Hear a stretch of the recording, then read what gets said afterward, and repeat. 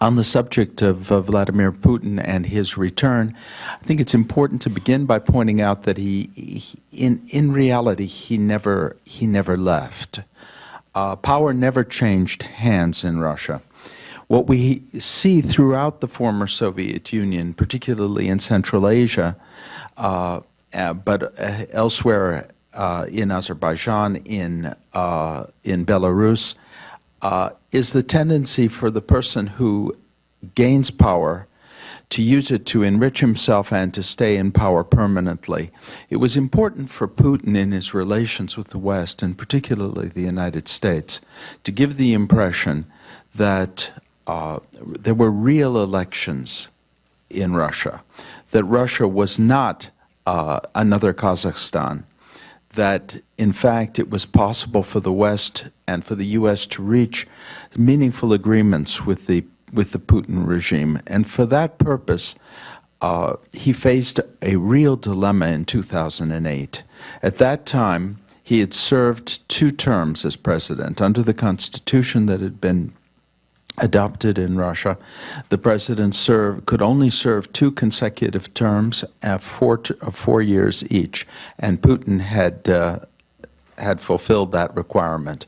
He had no intention of giving up power, yet he didn't want to flagrantly violate the Constitution and cast in doubt the very possibility of agreements with the West. And so they devised this scheme. Putin announced that that he would support Medvedev as president, and at that time Putin did have very high popularity in Russia. And the very next day, Medvedev said he couldn't think of anything better to do than to appoint Putin his prime minister. Now, 4 years later, the same minuet is repeated, but in reverse. In fact, during the 4 years when Medvedev was the titular head of state, and during the time that President Obama supposedly achieved some type of personal understanding with Medvedev, it's one of the very depressing aspects of U.S. Russian relations that with numbing regularity, the person who is sitting in the White House believes that he's achieved a personal relationship with the Russian leader. I mean, this goes back a long way. I remember being in Vienna at the 1978 or 79 summit meeting. It was 79, which Brezhnev told Jimmy Carter that God will not forgive us if we fail. Carter embraced and kissed Brezhnev, and the photo appeared in newspapers all over the world. The Soviets denied that Brezhnev said anything of the sort, and 6 months later, when they invaded Afghanistan, Carter got on the hotline and asked his friend Leonid Brezhnev what was going on, and Brezhnev told him that they were defending Afghanistan against a foreign invasion, when they were the foreign invasion. And Carter then said, and probably the smartest thing he ever said, was that he had learned more in 3 minutes on the hotline about Soviet communism than he had understood in his entire previous life. Well, excuse me for this digression, but the point is that Obama was buying into a mirage, and the so-called President Medvedev never had his own staff. The principal exercisers of power in the bureaucracy simply moved over with Putin to the government building. Now they'll move back to the Kremlin. And in fact, only Medvedev appointees, Medvedev protégés occupied distinctly second and third tier positions. They never exercised real control over the government apparatus. And although a great deal of attention was paid in the West to some of Medvedev's statements, such as the need to fight against corruption, the need to fight against legal nihilism, the importance of modernity, the imperative of creating a high-tech sector in Russia. These statements remained on the level of words only.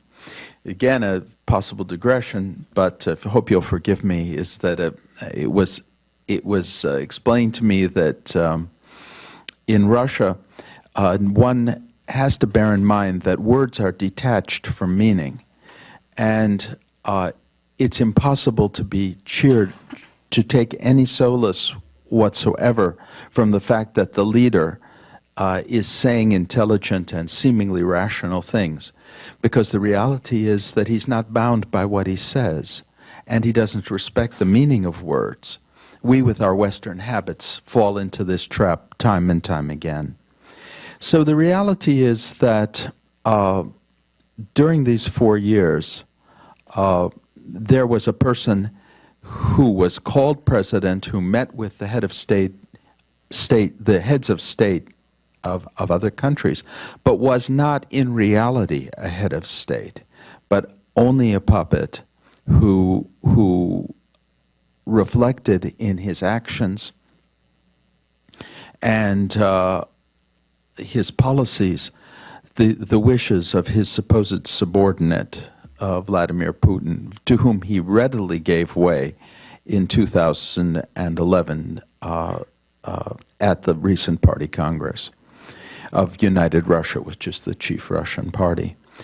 But it's important, I think, for all of us to give some thought to this, because we need to consider what would have happened if there had been no Medvedev presidency.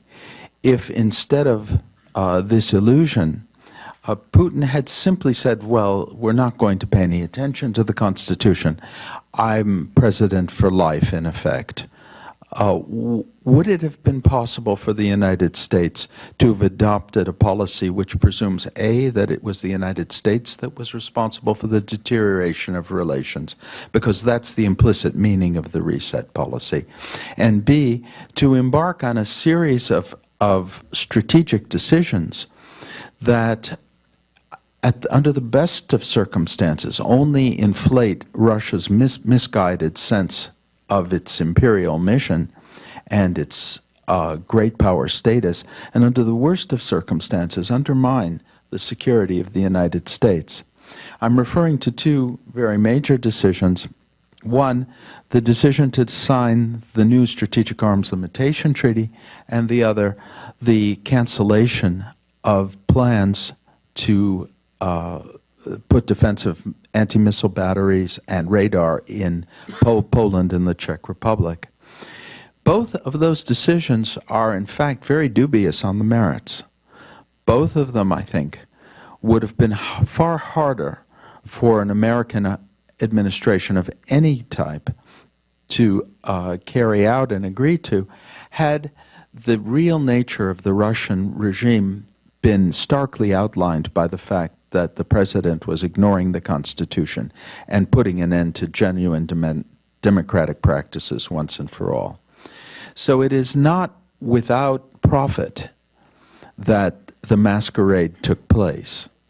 And we now have a situation in which Putin is likely to rule Russia legally, formally, for another 12 years. Because one of there was the Medvedev interregnum was a period of very little meaningful activity. But what did happen was a law was passed with all of Russia's needs for constitutional and legal reform.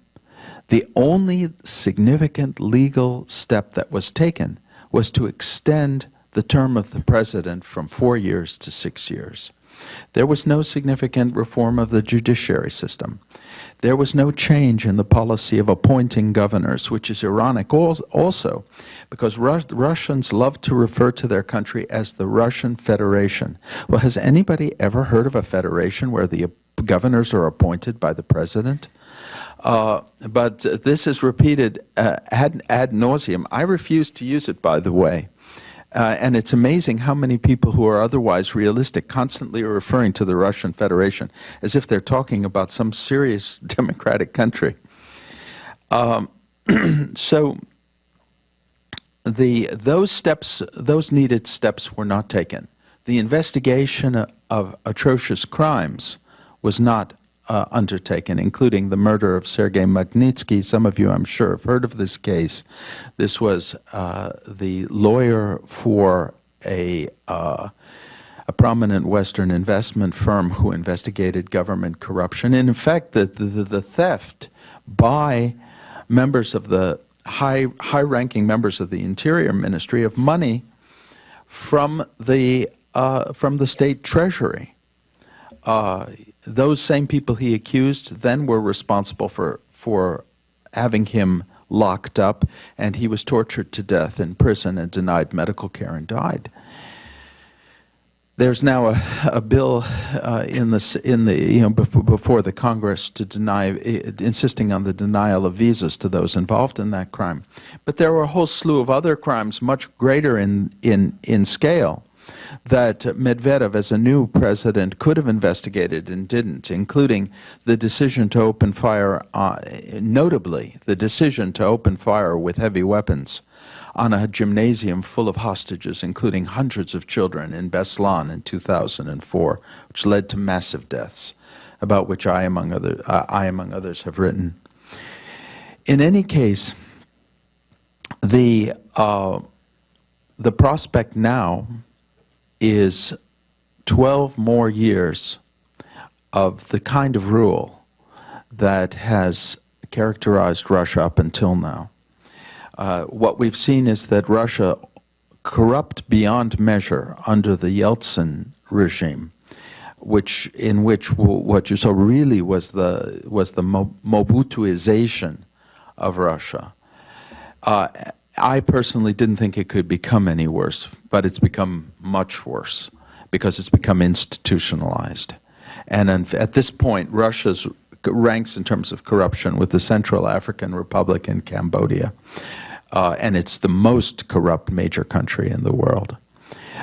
This situation, with its corrosive effects on the judicial system, the possibility of economic progress, and of course political life, is potentially a source of political tension and a real source of political tension. And the drive of the small group that's enriched itself to maintain their positions will be reflected, and we're seeing it more and more in increasingly flagrant falsifications of the elections.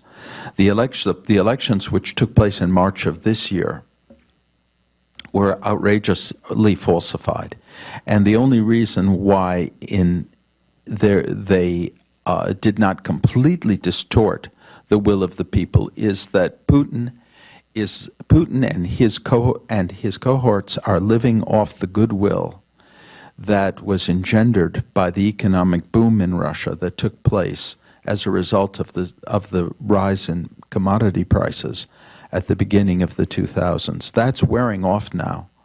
And the positive economic effect of the dismantling of the state economy, the creation, despite all the corruption and criminality, of private enterprises, plus the astronomical rise in the price of commodities, all of that created a situation in which Russians, for the first time, began to experience a little bit of wealth, and that created a base of political support for Putin. And he's still living off the momentum, but as he shows with election after election, that the level of falsification gets worse and worse. And as the machine begins to stall, it's going to become overwhelming. And the tensions that exist in Russia are going to become truly dangerous and threatening, especially given the moral character of the leadership. So why does this affect us? The problem is that there's a tried and true means of deflecting public anger from the authorities, and that is inventing a threat from the West. So the ultimate meaning, I think, of the return, so to speak, of Putin is that we can expect greater anti-Western emphasis on the part of Russia and a increasing antagonistic picture and antagonistic posture, and efforts by the Russian leaders to blame the problems they've created, that have been created by their greed and immorality, on the Western power. No amount of resetting and sharing hamburgers in Arlington and friendly relations with the so-called Russian leader, whether it's a real one or an imaginary one, are going to change that basic reality.